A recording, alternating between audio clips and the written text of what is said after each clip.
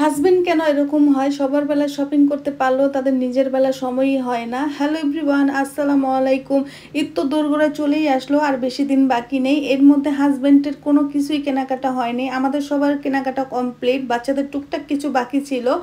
তো হাজব্যান্ডকে একদিন জোর করে ধরে নিয়ে চলে আসলাম, কারণ সে জোর করে না নিয়ে আসলে আসে না। সে বলে পরে কিনবো, সময় আছে, সমস্যা নেই, নানান অজুহাত দেখায়, কিন্তু অজুহাত দেখালে তো চলবে না। তো সেদিন রাত্রে চলে গিয়েছিলাম নর্থ টাওয়ারে হাজব্যান্ডের জন্য টুকটাক কিছু কেনাকাটা করব, কিন্তু সে প্রথমে এসেই বাচ্চাদের জুতো কেনা হয় নাই, সেটার পিছে পড়ে গিয়েছে। আগে জুতো কিনবে, পরে সময় থাকলে তারটা কিনবে। আসলে বাবারা তো এরকমই হয়, আমার বাবার এরকম করেছে, বাবা আর কি। তো আমার সন্তানের বাবা তো এরকমই করবে। তো যাই হোক, বাচ্চাদের জন্য আগে জুতা কিনতে গেলে যেটা প্রথমে মাথায় আসে, কমফোর্টেবল জুতা কিনতে হবে, যাতে বাচ্চারা হেঁটে দৌড় দিয়ে ঝাঁপিয়ে আর কি কমফোর্টেবল ফিল করে।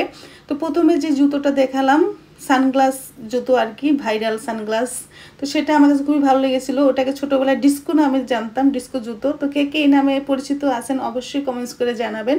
তো ডিস্কো জুতোটা আমার মেয়ে পছন্দ করে নাই, তার ভালো লাগে নাই, সে পায়ে পরে দেখেছে তার কমফোর্টেবল ফিল হয় নাই।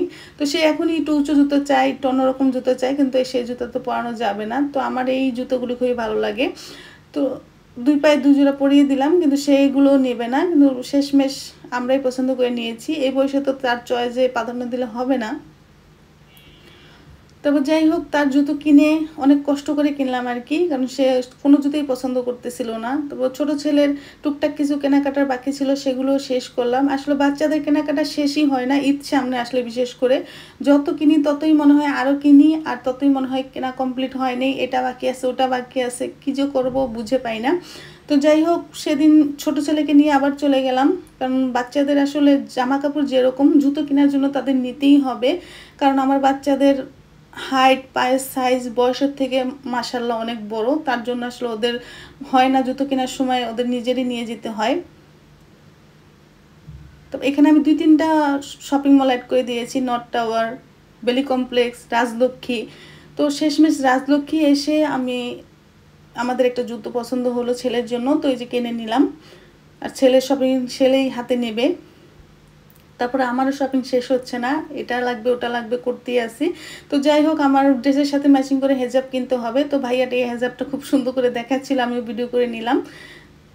তো ম্যাচিং করে হেজাব কিনে হেজাব পিন কিনে চলে আসলাম শেষমেশ হাজব্যান্ডের জন্য কেনার জন্য। যার জন্য কিনতে এসেছি তার জন্যই সবার শেষে কিনতে পারলাম আর কি। তো যাই হোক, এই যে এখানে ইজিতে চলে এসেছি। ইজিতে এসেই আমার ছোট ছেলের জন্য একটা পলো টি শার্ট পছন্দ হলো, ব্ল্যাক কালার নিয়ে নিলাম। তারপরে যে হাজব্যান্ড চয়েস করতেছিল, দুনিয়ার যত ব্র্যান্ডে যাক তার ইজিতে এসেই তার পছন্দ হয়। এই কলা পাতা কালার টি শার্টটা আমার কাছে খুব ভালো লেগেছে। একটা black colour, ash colour, yellow colour, এবার 3-4টা টি শার্ট নিয়ে দিয়েছি, কারণ সে তার জন্য শপিং করতেই চায় না। আর 3 বাপ ছেলের জন্য ব্ল্যাক কালার নিয়েছি, অবশ্যই একদিন ভিডিওতে দেখিয়ে দেবো ইনশাল্লাহ। তারপর শপিং করতে করতে ক্ষুধা পেয়ে গিয়েছে, তারপর আবার চলে গেলাম রাজলক্ষ্মী প্রিমিয়ামে। কোথাও গেলে দৌড়াতে দৌড়াতেই আসলে অর্ধেক সময় চলে যায়।